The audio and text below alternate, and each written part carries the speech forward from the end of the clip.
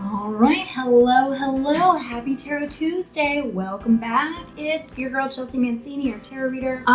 Happy to be here. Welcome to my new apartment. We are in my kitchen, so that is where we will be filming these videos for the foreseeable future from my kitchen. And I love it. Maybe I'll get something interesting to put behind me, but I'm kind of feeling the brick for you guys. Thanks for being here. As always, happy Tuesday. It is September 7th. We're post Labor Day. Don't worry if you're seeing this video at a later date. Just keep watching. There's a message for you. If you've been here before, welcome back. And so today, we're on this back half of Virgo season. I've been absolutely loving the Virgo season energy. It's felt really nurturing and transitional for me, and that's what Virgo season is, right? We're transitioning from summer to fall, and now that we're post Labor Day in these last kind of 2 weeks before we hit the fall equinox and really transition into fall, and I'm just really feeling these transitional vibes. So I thought for today we would do a past, present, future pull. We're using the Moonchild Tarot is my deck of choice today. So let's get into it. Past, present, future. So in the position of past, we're pulling the Four of Pentacles. In the position of present, we're pulling the Page of Wands. And in the position of future, how lovely, we're pulling the Ten of Pentacles. All right, let's dive in. So I love seeing the Four of Pentacles in the past.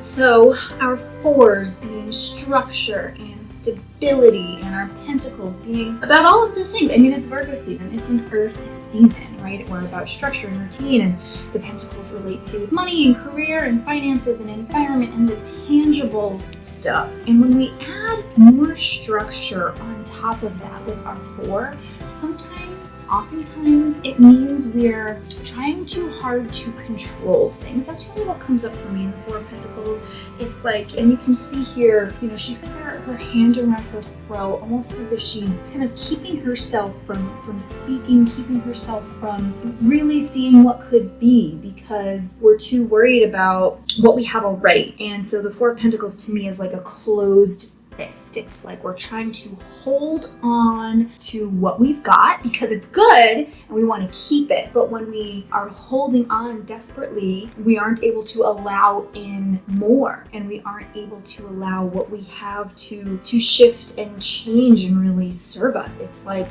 keeping something you love in a box just to stare at it and stay, instead of letting it be free and do the wild things that make it the reason why you love it, right? So I'm happy to see that we're leaving this energy of trying to, and it's not so much, in the Five of Pentacles we see that fear and scarcity, and in the Four it's really just like, maybe it's been a while since we felt stable, and so it's like, okay, like we finally got our feet on the ground, like we're finally good, so let's just like don't mess anything up, like no one move. It's like superstition almost, right? Like no one move, everything is going how we want it to be, we don't want to rock the boat. But sometimes you gotta rock the boat, you gotta allow the boat to rock to really enjoy the water, right? So coming through in the present is the Page of Wands, which is interesting to me. And the Page of Wands, she herself I think of as a Sagittarius, right? She's carefree, she's excited, she's optimistic, she's moving to the next thing and the next thing, and she'll probably make a mistake, but she won't get bogged down in it. She's gonna keep going anyway. And that's the energy that we really want to take from the Page of Wands, especially, with Virgo season. We're caring about details, we're caring about routines and structure and our performance, right? Like we want to be on point. And I think what this is saying is just to call in a little bit of that Page of Wands energy so that we don't get too wrapped up in perfectionism, because she certainly does not. She is not worried about being perfect. My example of the Page of Wands would be Alexis Rose, right? Like she's just gonna do whatever, and like sometimes that means that she can be a little too impulsive and a little non-committal and a little destructive.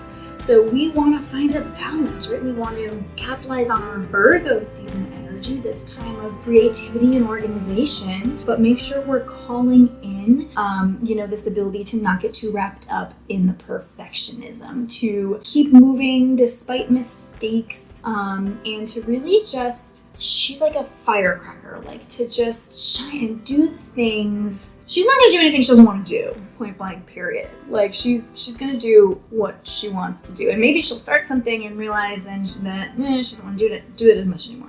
I am gonna pull a clarifier for her because I want to see how are we, what is it about this? Because we can have this kind of impulsive careless versus this kind of carefree non-worrying. So I'm gonna pull a clarifier from Way Home, from Postcards, which has to protect your ecosystem.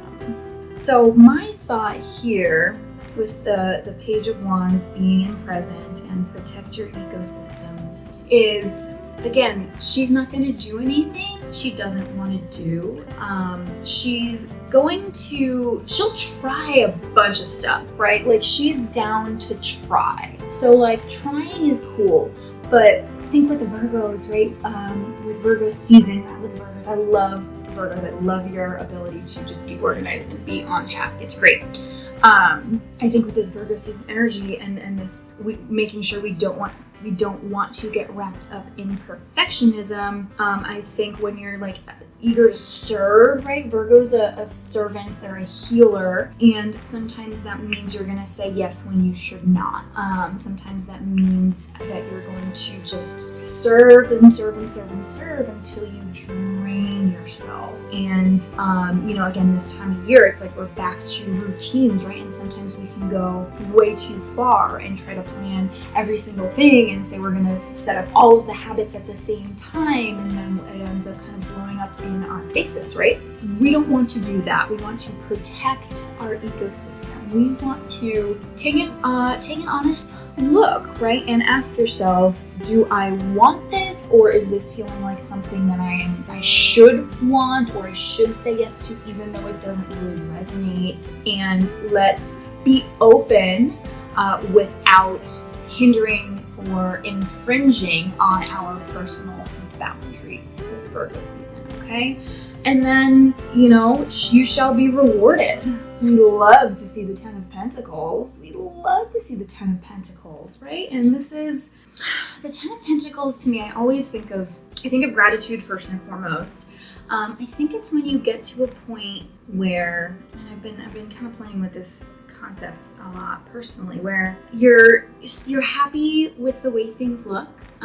You are stable, and we're still in the Pentacles, right? So a lot of time this has to do with money or environment or career. You've gotten to a place, you've gotten to the goal, right? Like this is the goal.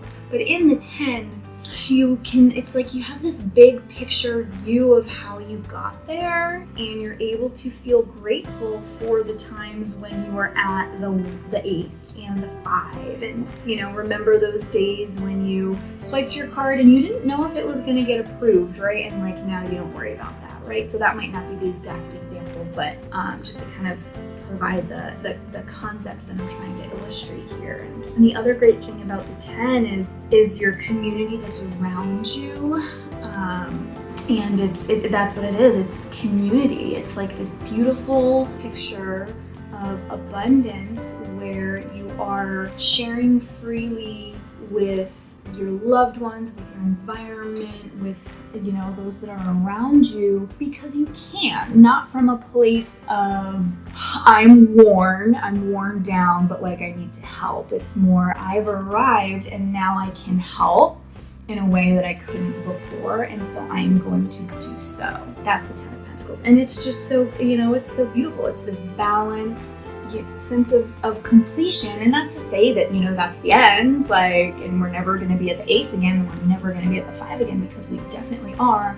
That's how cycles work, right? That is the completion of this cycle before we step into the next one. And again, it's just this moment of gratitude, of pause, of look what I did, and look what I used to have to do, and look how far I've come. And it's so great. So let's go get it. So let's channel this protect your ecosystem Page of Wands. Like, be down, experiment, try the things, figure it out without burning out, because So now we're gonna get to the 10. All right, and we're not gonna try to be rigid and control everything anymore. That's in the past, right?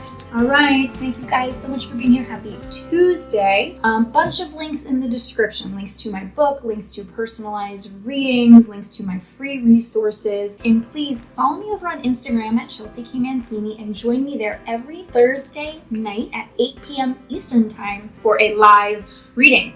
Just on the Instagram, reading live for the collective, what's coming through that week, every single week. So I hope to see you over there. And if you have any thoughts, questions, go ahead and leave them in the comments. And I'll see you next week.